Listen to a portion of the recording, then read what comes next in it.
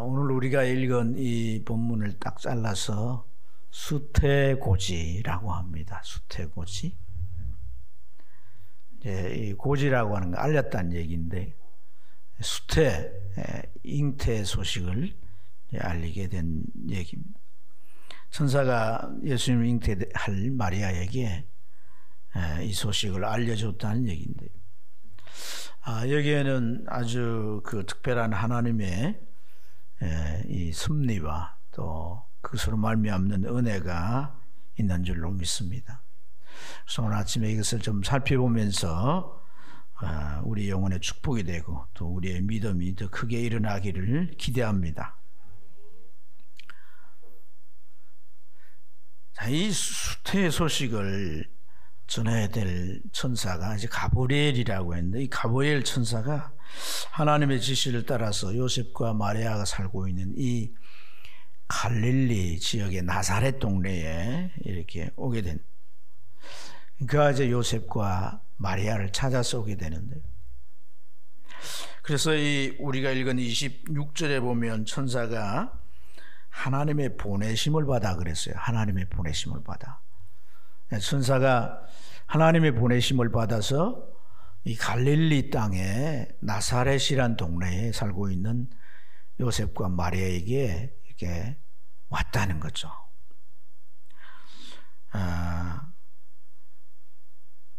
그러니까 이 요셉이라는 인물과 마리아라고 하는 이제 아직 약혼자고 결혼을 하지 않은 동정자입니다. 이들을 하나님께서 천사들을 이들에게 보냈다. 그것은 하나님께서 이미 이들을 이스라엘 땅에서 찾아서 확인하시고 이제 예수님을 마리아를 통해서 잉태케 하기 위해서 그 소식을 전하려고 이 천사를 하나님께서 마리아와 요셉에게 보냈다는 얘기거든요.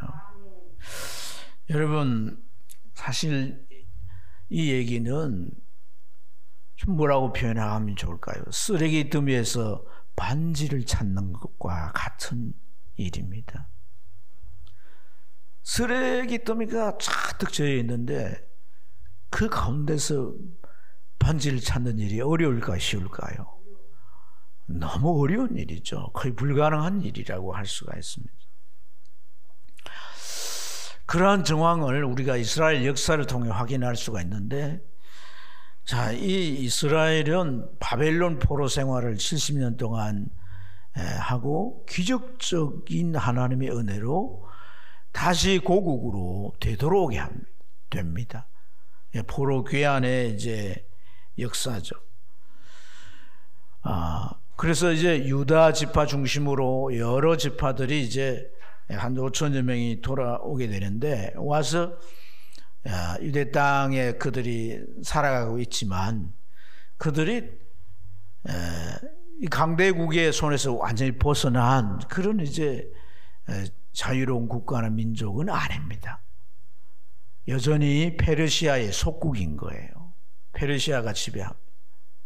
페르시아가 망하고 헬라가 패권을 잡게 될 때 또 헬라의 지배 아래 들어가는데, 그 헬라의 지배 아래서는 이 헬라가 나누어진 시리아와 애굽, 이집트의 또 지배하에 들어가게 됩니다.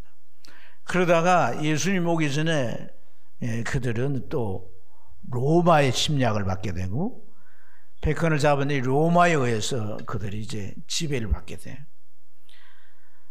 이러한 이 과정에서 메시아가 이스라엘 족속, 이스라엘 민족을 통해 오신다. 특히 하나님께서 유다 지파를 통해 오시고 또 다윗의 후손으로 오게 하실 것이다 라고 하는 이러한 하나님의 약속은 아주 무색해져 버렸습니다. 그러한 이제 이유들을 좀 살펴보면, 먼저 이 지파가 흩어져 버렸습니다. 이스라엘 백성들이 애굽에서 400년 노예 살다가 가나안 땅에 들어가게 될 때 하나님께서 그 땅을 12지파별로 각각 이렇게 분배를 해서 나누어 주셨습니다.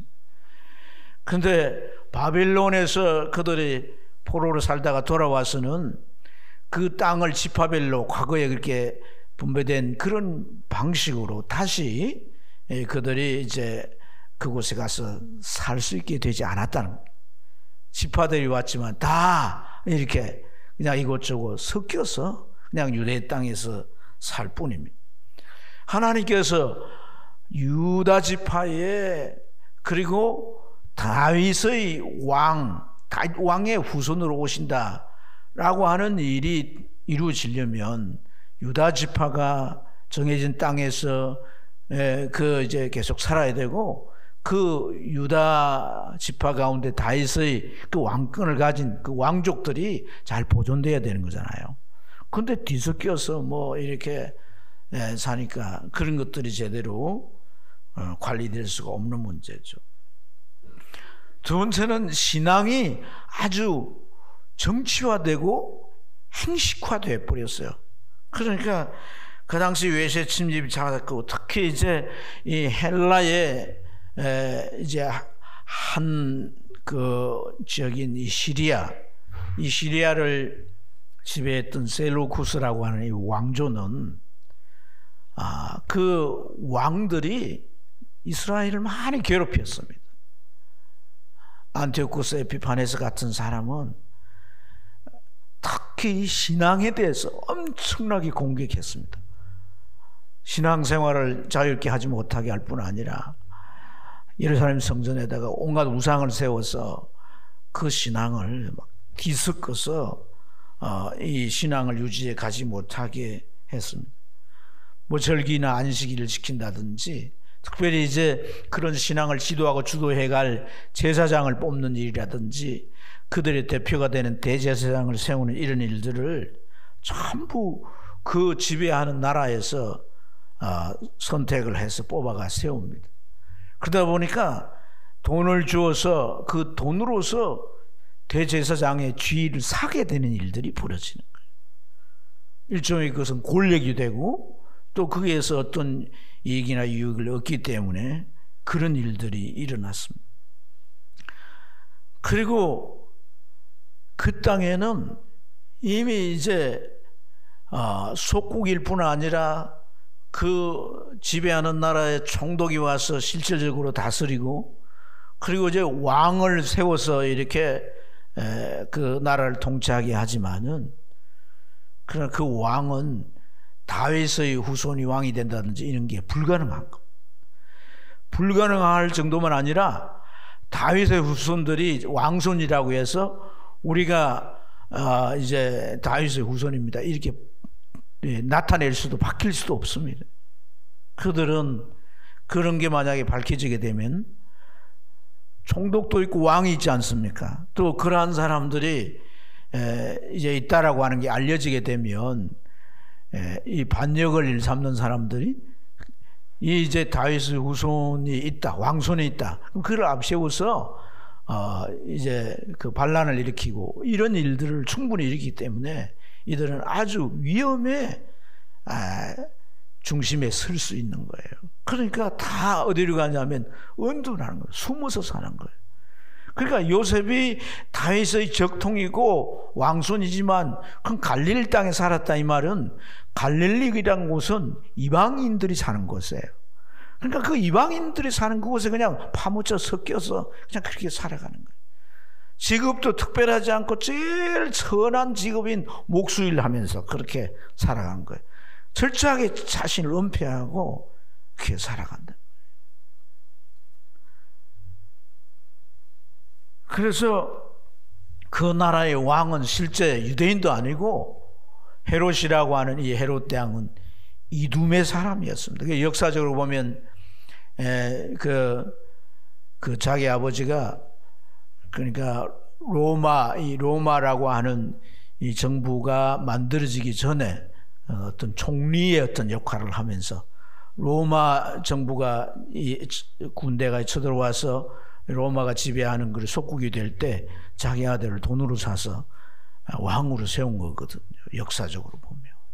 그래서 그 사람은 순수한 유대 혈통의 사람도 아니고 이두메라고 하는 이방 사람이 왕이 되어 있었던 거예요. 그런데 적통이 내서 내가 왕손입니다 이러면은 살아남을 수가 없는 거예요.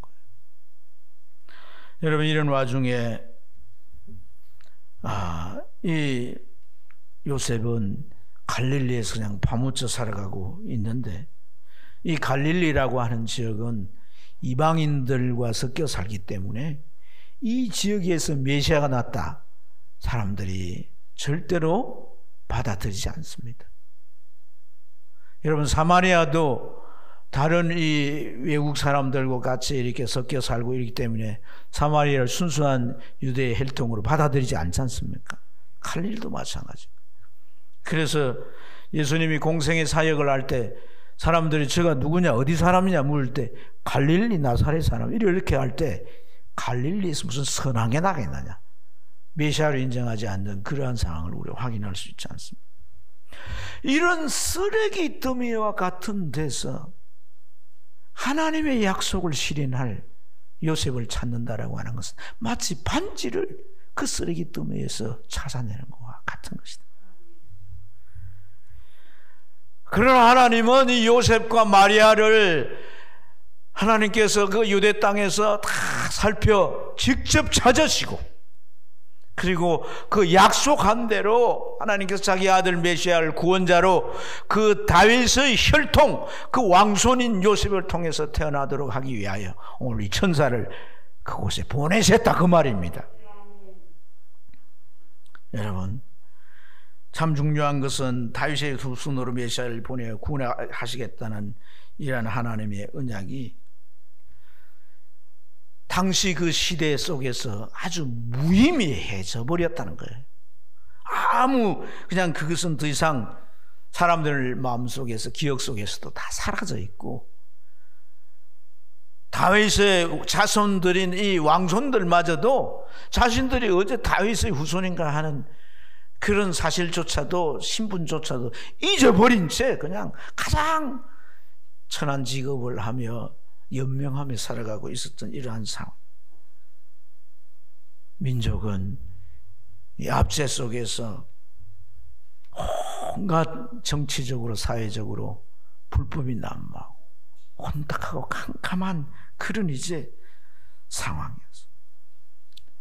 사람들은 메시아에 대한 약속들이 그들 마음에 불타올랐지만은 당시의 지도자들이 가르쳐주는 것은 예루살렘에서 메시아가 올 거다고 생각했기 때문에 이 갈릴리에서, 나사렛 동네에서 예수님이 이제 나타나실 것이라는 생각은 전혀 하지 못해요.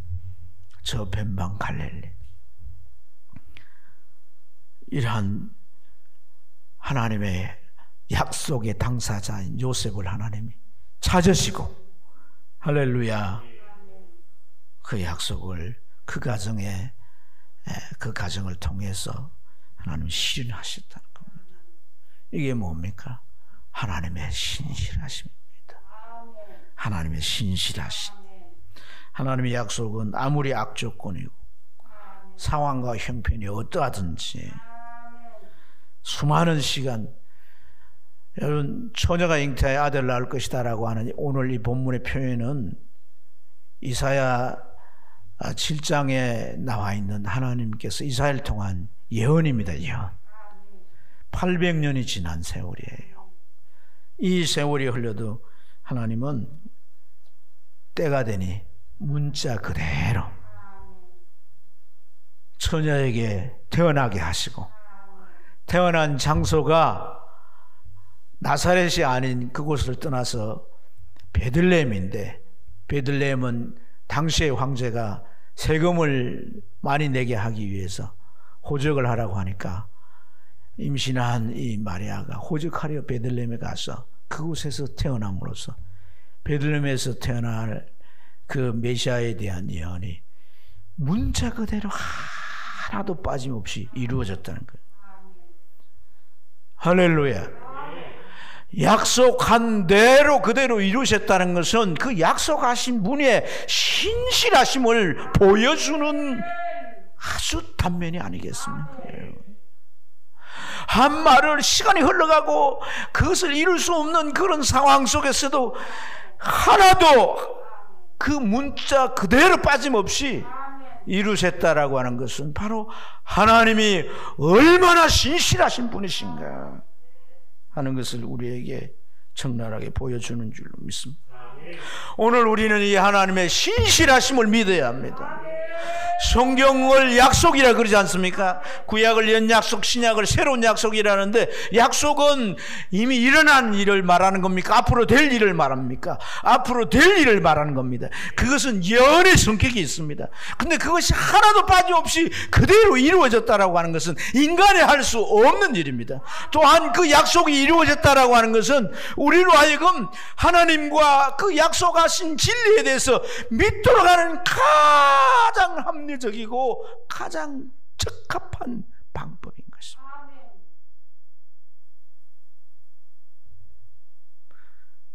그분이 얼마나 전능하시기에 사람이 할 수 없는 일을 이루시고, 그분이 얼마나 진실하시고 신실하시기에 그 약속들을 빠짐없이 이루시는가.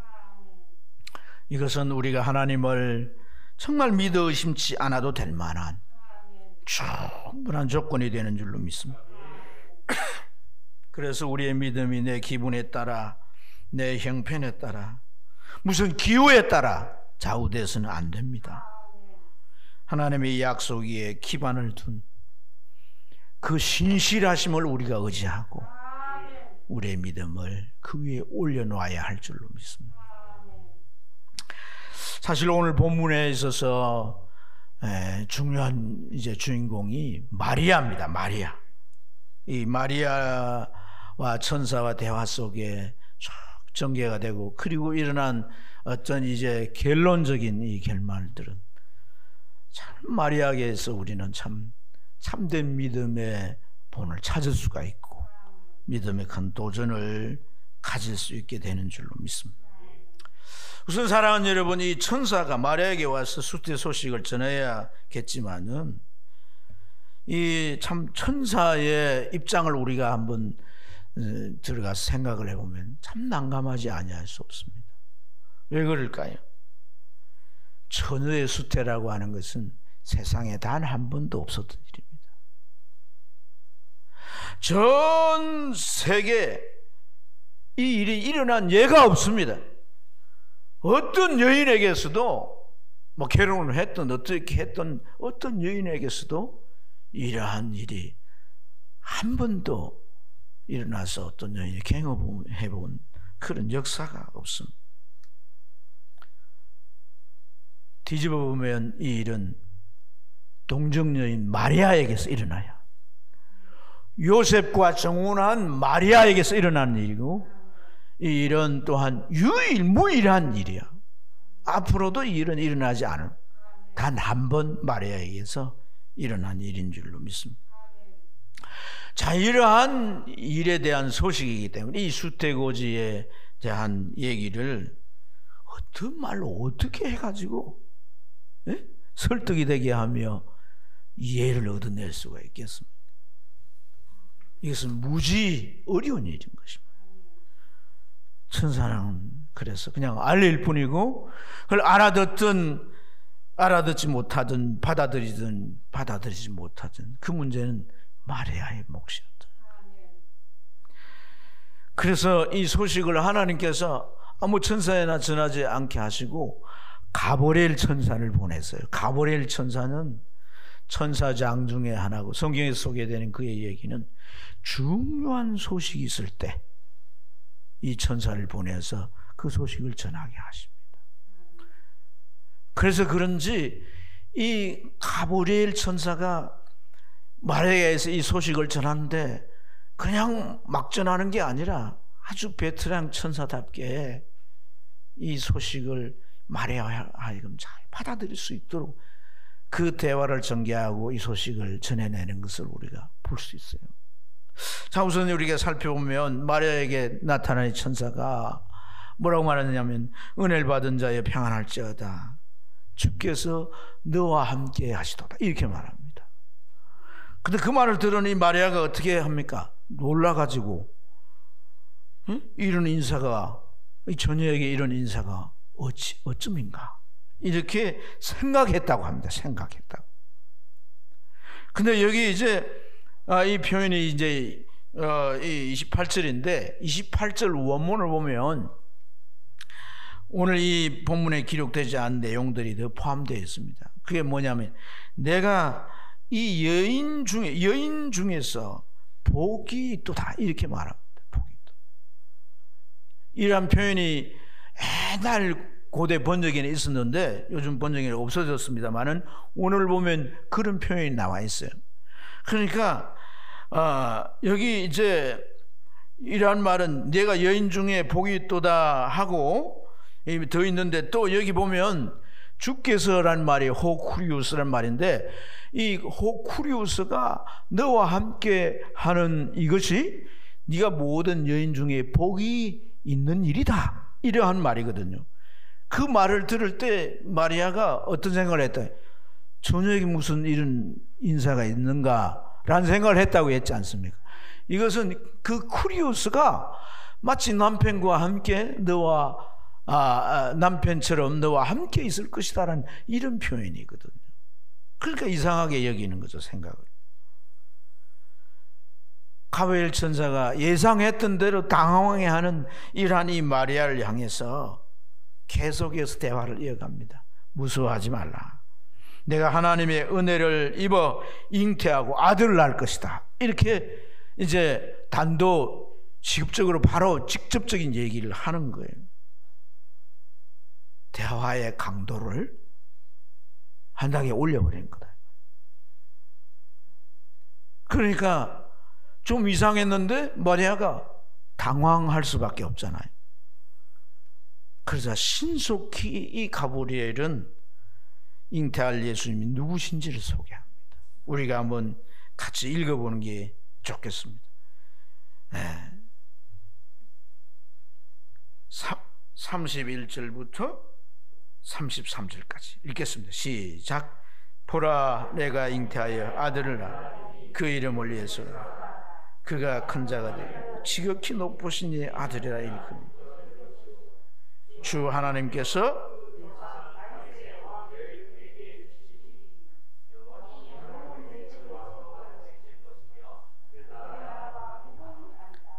그 나라가 무궁하리라. 이 말은요, 이스라엘 사람이면 무슨 말인지 단번에 알아들을 수 있는 말인 거예요. 왜냐하면 그들은 이 압제 속에서 하나님이 선지자를 통해서 약속하신 그 메시아가 오면 우리가 이 압제에서 벗어날 것이라고 하는 대망을 가지고 있었습니다. 그런데 그러한 메시아가 자기를 통해서 잉태되고 태어날 것이라니 그 얘기 아닙니까? 그토록 기다려온 메시아가 말입니다. 자신을 통해 잉태된다는 그러한 얘기를 들을 때 이 상황이 지금 무슨 상황인지 마리아는 충분하게 이해가 되는 거죠. 하지만 이 마리아에게는 또 한 가지 의문이 남아 있습니다. 그래서 그는 질문하는데 나는 남자를 알지 못하니 어찌 이런 일이 있으리까?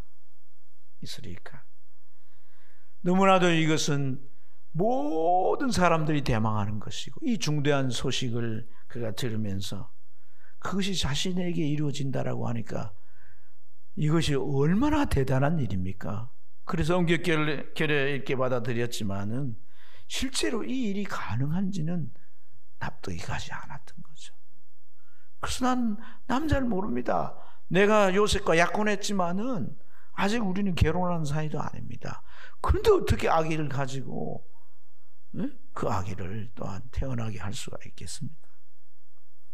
이렇게 질문하지만은 사실 이러한 이 대화의 과정 속에서 이 시점에 가브리엘은 이제는 여기까지 얘기가 진행이 되었으니까 거의 얘기가 다 된 겁니다. 왜냐하면은 오늘 이 마리아가 지금 자신이 잉태해야 될 대상이 하나님이 보내시겠다라고 하는 메시아고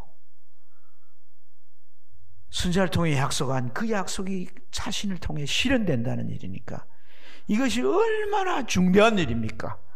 그래서 이 일이 자신에게 이루어진다라고 하는 이러한 사실을 받아들인다는 게 감격스러운 일이라는 거예요. 또 하나는 그녀의 입장이 지금 약혼한 상태인데 만약에 요셉이 이 상황을 제대로 파악하지 못하고 자신과의 관계를 이제 끊어버리려고 한다든지 라고 하는 문제가 발생될 수가 있습니다. 이러한 어떤 위험이 자신 앞에 발생된다 할지라도 얼마든지 그런 감수하겠다는 결단이 그 마음 안에 지금 들어오고 있다는 것. 그래서 잉태하는 이러한 이 상황은 네가 걱정할 문제가 아니라는 거예요. 그래서 가브리엘은 이렇게 말합니다. 성령이 내게 임하시고 지극히 높으신 이의 능력이 너를 덮을 것이다. 이러한 과정을 통해서 하나님의 아들이 네게 잉태될 것이고 네 몸을 통해 사람으로 태어날 것이다. 이렇게 설명해 주자 마리아는요 더 이상 의심 없이 나는 주의 여종이니 주의 말씀대로 내게 이루어지이다. 이렇게 그는 이제 고백하며 받아들인 줄로 믿습니다. 여러분, 이 수태의 소식을 전하는 방식을 살펴보면 하나씩 단계적으로 전개가 되고 있습니다. 그래서 처음에는 이 쿠리오스가 너와 함께 한다면 이상하다는 생각을 하죠. 그리고 이상하다는 생각이 들 때 한 단계 높여가지고 네가 하나님의 은혜를 받아 잉태하게 될 것이다. 당황해하는 그에게 바로 그 잉태될 자가 누군가를 신속히 알려줌으로써 그는 얼마나 이 막중하고 귀중한 일을 감당할 대상이 되었는가를 느끼게 하시는 거죠.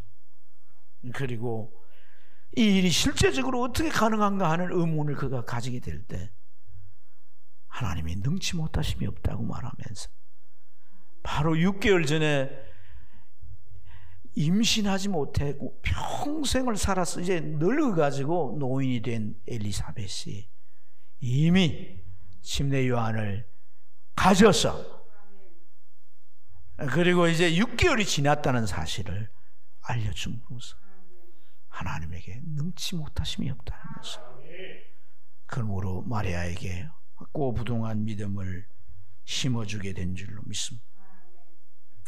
이러한 전달 방식은 처녀인 이 마리아, 결혼을 앞두고 있는 이 약혼자인 마리아, 이 소식을 접할 때 그 마음에 받을 충격을 완화해서 그리고 이러한 중대한 일들을 받아들이는 이 믿음의 반응을 할 수 있도록 이렇게 전달 방식이 전개된 줄로 믿습니다. 오늘 우리는 하나님께서 참 이 땅에 우리 인생을 구원하기 위해서 자기 아들을 보내시는 이 일들을 행하시기에 앞서서 그 상황이 어땠는지 또 마리아에게 이러한 사실을 받아들일 수 있도록 하는 일에는 우리 인간의 눈으로 볼 때 불가능한 요인들이 너무나 많았다. 하지만 하나님은 신실하게 그 하나님의 언약을 잘 이루신 줄로 믿습니다. 그래서 세상에 단 한 번도 있지 않았던 이 동정녀 수태를 가능하도록 마리아에게 믿음을 주시고 그 아들 예수 그리스도가 죄인의 씨가 아닌 하나님의 아들로서 그대로 잉태되어서 이 동정녀인 마리아의 몸만 빌려 인간으로 태어나게 하심으로 죄가 없는 의인으로 태어나게 하시고 그 의인으로서 우리 인간의 죄를 담당하게 하시는 이런 하나님의 대속의 구원의 섭리를 이루시게 된 줄로 믿습니다. 사랑하는 여러분, 오늘 이러한 과정을 볼 때 참 우리가 믿음을 가진다라고 하는 이러한 모든 것도 내가 이제 그 믿음을 갖도록 어떤 노력을 하거나 내가 지혜로워서 내가 어떻게 이렇게 힘쓰고 애쓰다 보니까 또 어떤 믿음의 어떤 그런 과정들을 잘 겪다 보니까 내가 믿음을 내 스스로 가졌다, 그런 말을 할 수가 없습니다. 믿음은 그야말로 하나님의 선물인 것입니다. 내가 얼마만큼의 믿음을 가졌다 할지라도 그것이 바로 하나님이 베푸신 은혜로 말미암은 것이라는 거예요.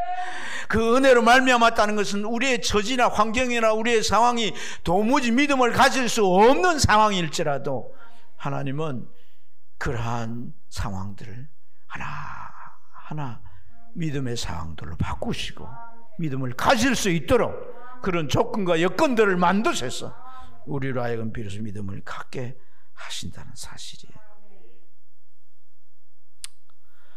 어떤 때 이렇게 참 저 자신을 돌아보면 제가 가지고 있는 믿음이 참 하찮게 여겨질 때, 특히 이런 성경을 보면서 하나님이 나에게 이 믿음을 갖도록 베푸신 그 은혜가 너무나 크고 너무나 세밀하고 너무나 다양한 데 비해서 내가 하나님 앞에 가지고 있는 믿음이 너무나 부족하고 보잘것없어서 내 믿음이 하찮게 여겨질 때가 많습니다. 상황 앞에 흔들리고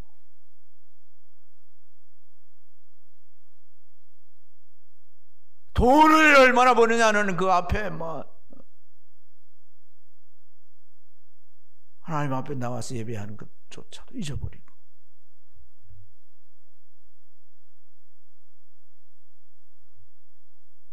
사람들의 비나 사람들의 그런 말에 입장에 맞추려고 어떤 상황이 되면 이리저리 그것에 휘둘려져서 마치 밀가루로 흔들리는 내 모습에 부끄럽고 스스로가 실망스러울 때가 많습니다. 믿음이 뭡니까? 마리아를 통해서 보여주는 이 믿음은 갈등을 극복해야 되는 믿음입니다. 때로는 이해될 수 없는 부분도 하나님의 말씀을 받아들이고자 하는 우리의 열린 마음이 필요합니다.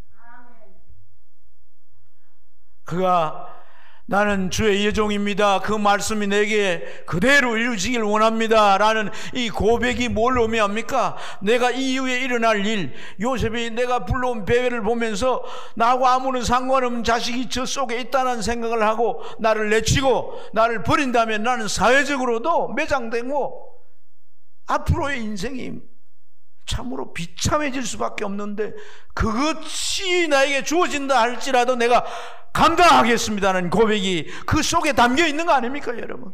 그 생각이 무엇 때문에 그런 생각을, 그런 희생을, 그런 내게 막중한 손해를 보면서도까지 내가 믿음을 붙잡을 수 있다는 것입니까? 하나님이 존재하십니다. 그분이 우주 만물을 지으신 분입니다. 우리 인생도 지으신 분입니다. 우리가 하나님의 뜻을 떠나 범죄하고 타락해서 영원한 멸망인 저 지옥을 향하여 떨어져 가고 있는데 이러한 인생을 내버려 두지 못하시고 하나님이 자기의 아들을 사람으로 보내서 구원하시는 그 하나님의 절절한 사랑, 그 하나님의 정말 우리를 위하여 끊임없는 그러한 지고지순한 그 사랑, 그 사랑을 깨닫기 때문이 아니겠습니까, 여러분? 내게 무슨 물질을 주시고 지혜를 주시고 복을 주어서 그렇습니까? 그러려면 차라리 다른 종교 안에서도 얼마든지 그런 게 있습니다, 여러분.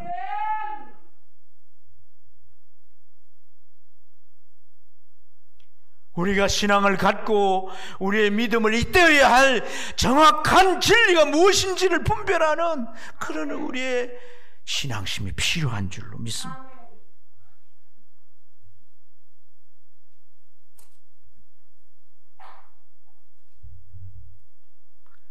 마리아가 말이에요. 나는 주의 여종이니 말씀한 대로 내게 이루어지이다. 이렇게 고백을 하는데 이 고백을 우리가 좀 깊이 되뇌이면서 좀 묵상할 필요가 있습니다. 여러분, 주의 여종, 잉태 누가 합니까? 요셉이 할 거예요? 잉태 누가 하는 거예요? 여종이 하는 거 아닙니까? 여종이. 내가 할 일이라는 겁니다. 내가 할 일. 요셉과 야코는 내가 할 일이, 남이 할 일이 아니라는 거예요. 한 번도 경험해 보지 못, 누구도 경험해 보지 못한 일이지만 나에게 주어진 일이라는 거예요. 그래서 나는 운명처럼 받아들이겠다는 거예요. 나의 일이니 내가 하겠습니다. 우리가 신앙생활을 해가면서 이런 느낌을 가질 수 있어야 합니다. 일이 나 일이 아니고, 일이 나와 상관없고, 일은 다른 사람이 해도 되고, 이럴 때는 하나님의, 아무리 하나님께서 우리에게 마음의 감동 주도 그 일은 나와는 연결될 수 없습니다. 우리는 신앙생활을 해가지만은 그저 왔다 갔다 할 뿐입니다. 하나님의 역사 속에, 하나님이 이루시는 그 어떤 위대한 일 속에 나의 한순간이 함께해질 수가 없는 거예요. 신앙생활을 해가면서 우리는 하나님을 경험해야 할 줄 믿습니다. 하나님을 깊이 경험해야 할 줄 믿습니다. 내가 원하는 기호, 내가 원하는 방식으로 하나님을 경험하려고 하면 시간이 많이 들이댈 수 있습니다. 하나님의 말씀을 들으면서 오늘 이 마리아처럼 반응하는, 그 일이 바로 내 일이구나, 내가 해야 할 일이구나, 나에게 주어진 말씀이구나, 그렇게 깨달아지는 은혜가 성령을 통하여 있기를 축복합니다. 그럴 때 하나님은 우리에게 찾아오셔서, 말씀으로 찾아오셔서 우리에게 믿음을 베푸시고, 또한 우리와 함께 뭔가를 이루고 가시고자 하는 하나님의 그 특별한 그 은혜를 하나님께서 계획하시고 그걸 가지고 다가오시는 하나님께서 당신의 그 걸음이 흩뜨지 아니할 수, 나를 향한 그 하나님의 기대가 흩뜨지 않을 줄로 믿습니다. 이런 축복이 저와 여러분의 길을 축원합니다.